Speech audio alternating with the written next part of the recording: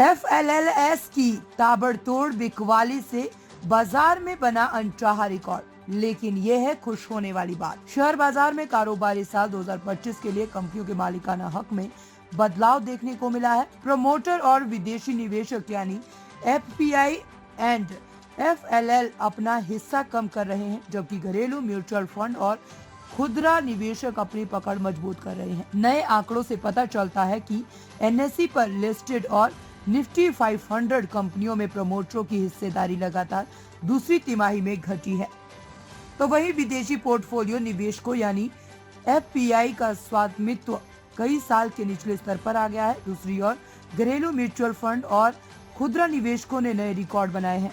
NSE पर listed और Nifty 500 कंपनियों में प्रमोटर्स की हिस्सेदारी पिछली तिमाही की तुलना में क्रमशः 0.67% और 0.92% घटकर 50.4% और 49.6% रह गई है। सरकारी कंपनियों में ये गिरावट सबसे ज्यादा देखने को मिली है। तो वहीं निफ्टी 50 में प्रमोटर्स की हिस्सेदारी पिछली तिमाही की तुलना में 0.96% घटकर 41.4% रह गई है, जो लगभग 22 साल का निचला स्तर है। NSE पर लिस्टेड और निफ्टी कंपनियों में विदेशी पोर्टफोलियो निवेशकों यानी FPI की हिस्सेदारी घटकर क्रमशः 17.4% और 24.3% हो गई है, जो पिछले 13 और 12 साल में सबसे कम है। बड़ी कंपनियों में भारी बिकवाली के कारण आई इस गिरावट के साथ ही कारोबारी साल 2025 की तीसरी तिमाही में FPI ने 11.9 लाख करोड़ रुपए की निकासी की और चौथी तिमाही में अब तक 17 फरवरी 2025 तक 12.1 लाख करोड़ रुपए की निकासी हो चुकी है। NSE पर लिस्टेड कंपनियों में FPI की हिस्सेदारी का वैल्यू पिछली तिमाही की तुलना में 8.3% घटकर 75.8 लाख करोड़ रुपए रह गया है। ये पिछले साल तिमाहियों में पहली गिरावट है।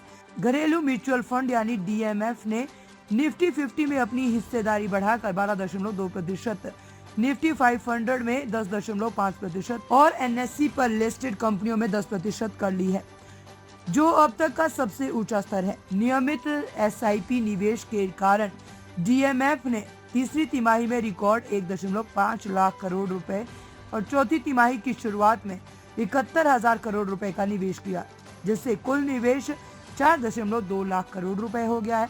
DMF में एक्टिव फंड की हिस्सेदारी पिछली तिमाही की तुलना में 0.44% से बढ़कर रिकॉर्ड 8.1% हो गई है, जबकि पैसिव फंड 1.8% पर स्थिर है। इन कंपनियों में रिटेल निवेशकों का सीधा गैर प्रमोटर ओनरशिप पिछली तिमाही की तुलना में 0.20% बढ़कर 9.8% हो गया है, जो 70 तिमाहियों में से सबसे ऊंचा स्तर है।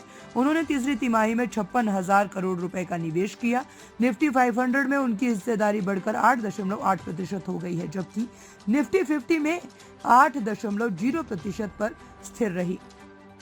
2006 के बाद पहली बार व्यक्तिगत निवेशक डायरेक्टर और म्यूचुअल फंड दोनों के माध्यम से अब बाजार के 18.2% हिस्से को नियंत्रित करते हैं, जो FPI से आगे निकल गया है। पिछले 2 साल में घरेलू इक्विटी पूंजी में 30 लाख करोड़ रुपए की बढ़ोतरी हुई है और ये 79.6 लाख करोड़ रुपए यानी कि 10 साल का CAGR 21.3% तक पहुंच गई है। FPI ने फाइनेंशियल सेक्टर में अपनी बढ़त को मजबूत किया है, लेकिन कैपिटल गुड्स, एनर्जी और मटेरियल्स पर सतर्कता बढ़ा दी है, जबकि इंडस्ट्रियल सेक्टर पर नेगेटिव रुख बनाए रखा है। इसके विपरीत DMF ने फाइनेंशियल सेक्टर में अपना निवेश कम किया है, एनर्जी और मटेरियल्स पर कम मंदी का रुख अपनाया और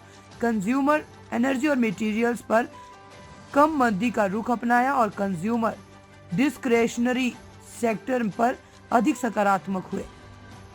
संस्थागत और व्यक्तिगत पोर्टफोलियो बड़ी कंपनियों के शेयर से दूर जा रहे हैं। निफ्टी 50 की शीर्ष 10 कंपनियों में अब संस्थागत निवेशों का केवल 58.7% बटा 85.9% और व्यक्तिगत निवेशकों का 35% बटा 63.2% हिस्सा है। दोनों ही कई साल के निचले स्तर पर हैं। ये ट्रेड मध्यम और छोटी कंपनियों के शेयरों में बढ़ते निवेश को दर्शाती है, जिसे कोविड महामारी के बाद बाजार एकाग्रता के स्तर में गिरावट से और बल मिला है।